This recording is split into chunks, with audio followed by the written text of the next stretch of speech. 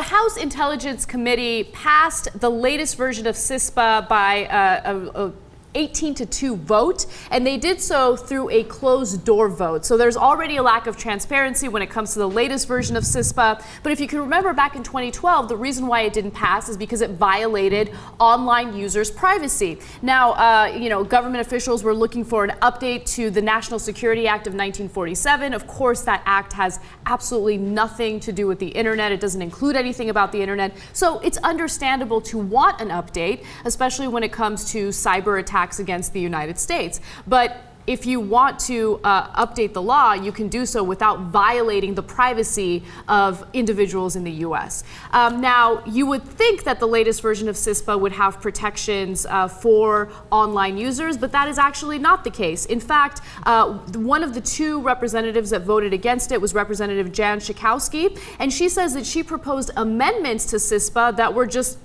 refused, like they were denied. And she's very upset about that. She says the following: my amendments would have strengthened privacy protections, ensured that consumers can hold companies accountable for misuse of their private information, required that companies report cyber threat information directly to civilian agencies, and maintain the long-standing tradition that the military doesn't operate on U.S. soil against American citizens. I strongly agree with the need to enact effective cybersecurity legislation and commend the bipartisan effort of the House Intelligence Committee, but this bill doesn't sufficiently protect individual privacy rights. Which, of course, is the entire point.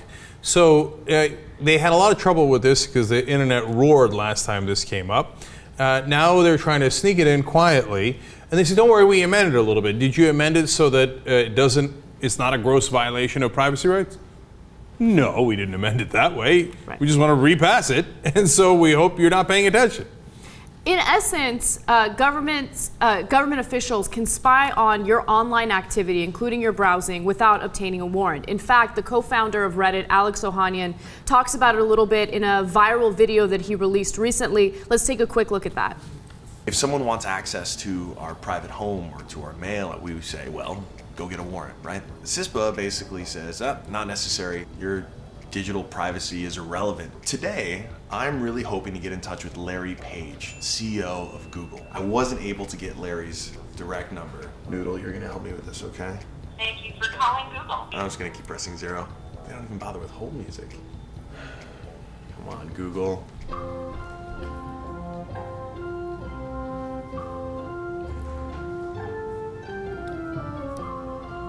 Damn. I was hoping you could connect me with Larry Page. Larry Page. We don't have a Larry Page here. I am pretty sure there's a Larry Page at Google. Well, here's the thing, because I'm worried because I know Google respects its privacy policy, and this bill is pretty much threatening to ignore it entirely. And so I was hoping Larry and Google would stand up for our privacy rights. Now, he's trying to rally, support for the opposition to Cispa, and I love that he's doing that. He's been a very outspoken opponent of Cispa, and of course, the Young Turks are too. But another component of this story is the fact that the media is completely asleep at the wheel. No one is talking about this at all, even though our privacy rights are being violated. Now, that's the thing. We're the frog in the slowly boiling water, and so we just had this huge filibuster by Rand Paul on whether the military can act on U.S. soil and drop drones on our heads. And in the beginning, Attorney General Holder, when everybody thought, well, nobody's paying attention, was like, of course we can. Then Rand Paul does a filibuster, and it's the Republicans, so they pay more attention to that. They're like, no, of course not. No. The military can drop a bomb on an American's head if he's outside the country. If he's inside the country, probably not, right? Now here, they're like, military, U.S. soil, get all of your private information, not get a warrant, will violate the Constitution completely? Yeah, we vote 18-2. Okay.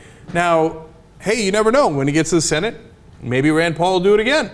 Because, look, the sad thing is, Jan Schakowsky's a great progressive Democrat, and there are some good Democrats that fight back on issues like this, right? But nobody listens to Democrats. The person who listens to Democrats the least is the Democratic President Obama. Like, if Jan Schakowsky is in favor of something, President Obama's like, A progressive. Like I would listen to a progressive. 0% chance he would listen. Zero. Doesn't care. In fact, he brags about it. He kicks progressives and then goes, look at me. How bipartisan am I? I spit at my base and my voters and my fellow party all the time. It's like that's his big point of pride. But if Rand Paul or a Republican comes around and says, hey, wait a minute, why are you spying on Americans? Clear violation of the Constitution. He'd be like, a Republican? So how sad is it that our remaining hope is a Republican from Kentucky?